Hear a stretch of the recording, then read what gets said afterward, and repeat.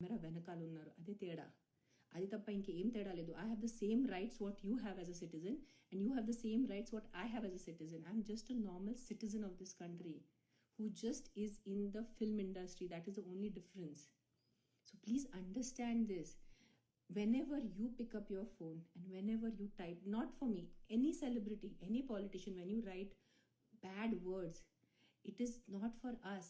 That is what you are. You are a neech rakshas manishi.